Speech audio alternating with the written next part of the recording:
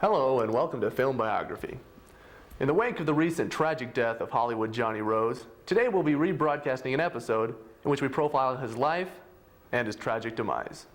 Hollywood Johnny Rose, this week on Film Biography. They say that Hollywood is run by the stars, but it also has a cast of thousands, and Hollywood Johnny was one of those thousands. I think Hollywood has changed a lot because today you don't have the actors like you used to. Now you got the Jerry Seinberg with his TV show that I just don't get. Like so many great American artists, Hollywood Johnny had troubled beginnings. I first got into acting when, well, I left home at a very young age. I grew up in Pleasanton, California, and I actually left home at 16. My father was very abusive. He had a very unfulfilling career. He was the guy that stuck the cotton in the aspirin bottles and would seal them. And somehow he didn't find that fulfilling and used to take a lot of his anger out on me. And so one day I was 16 and I said, "See you later, old man." And I went to Hollywood and I proved them all wrong. I actually made something out of myself. Yeah, the first time I came in contact with Hollywood Johnny, it was on the set of Star Wars, I do believe. We were auditioning for some stormtroopers. We needed good class people to do this. And we'd been through about 30 or 40 and they weren't working out. They just couldn't fit themselves into their suits. They just wouldn't act properly. Basically, they're acting like children. We didn't need that. We needed mature adults that were professionals. I first became aware of Hollywood Johnny's work in the film Star Wars. Lucas had thousands of extras in that movie, but one really stood out for me, and this Hollywood Johnny character really is where I learned to love Hollywood Johnny, because he took the hard, cold plastic masks of the stormtroopers and made it malleable, and really his own expression came out of the stormtrooper like really no other stormtrooper there.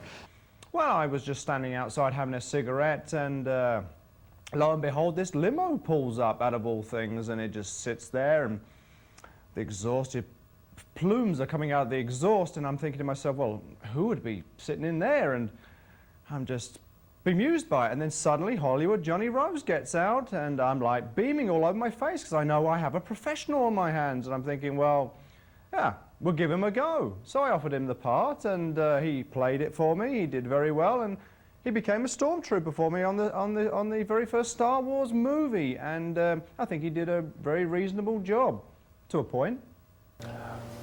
Working on Star Wars was quite amazing. You have to remember this was a very different time where nobody really knew anything about this movie, and not many people believed in it, but I did, and I knew they were onto something really, really big. There's a scene at the very end where the Death Star explodes, and originally they didn't want to put that in the movie. And I sat down with Steven Spielberg and I said, you know, even though I'm not one of the main people in this movie, I think you might want to listen to me. And I sat down with him and he listened to me. I said, you should really keep that scene in there. And he ended up keeping it in there. And I'm very thankful that he did, because that decision I made propelled that into a great movie. Well, I guess the only real troubles we had with him was he was a bit of an ad-libber. Yeah, he had this tendency to construct his own sentences and lines, which really upset the script writers.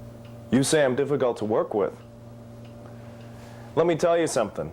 I only expect out of myself what I expect out of other people, and if that's being difficult to work with, then I'm guilty.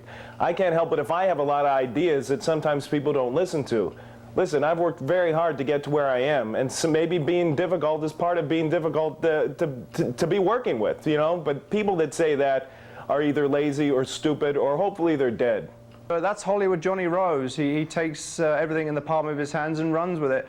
There's an interesting sidebar to the making of Star Wars, and that was the rivalry between Hollywood Johnny and Harrison Ford. Hey, now you said you weren't going to ask me about that, all right? It all began really when Hollywood Johnny stole Harrison Ford's dressing room, and Ford really had that set up exactly the way he wanted. He had the mints, he had the jellies, and Hollywood Johnny felt that that should have been his dressing room. Because Harrison Ford is a no-talent fucking loser, and if he wants to come up here, I'll kick his bastard. And that began a long-standing feud in Hollywood that really still shapes the industry today. I want to be remembered as somebody who really made an impact. Get out of here, jerk. In Hollywood, somebody who paved the way for others that came before him. Hollywood Johnny Rose is a very gentle, kind, considerate. If I was an animal, I would be a lion, because a lion is the king of the jungle, and to me, I'm the king of entertainment, the king of celebrity, of being famous, of living right. Overacting, overbearing. Ron Howard's hat. Do you know how much I could sell this for? His hat. Bit of a joker kind of guy. Advice I give to young actors would be, if you're not me, get out of town.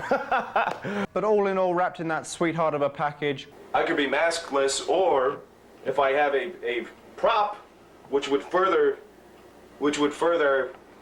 accent what I was doing, I could be like this, and I'm a sheik robbing a bank. There's a velvet cloth that really stinks Are you listening to me? of success in his own little world. I wasn't named after Hollywood. Hollywood was named after me.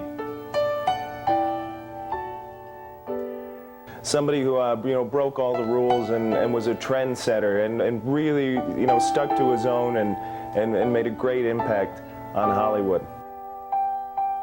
That's how I want to be remembered.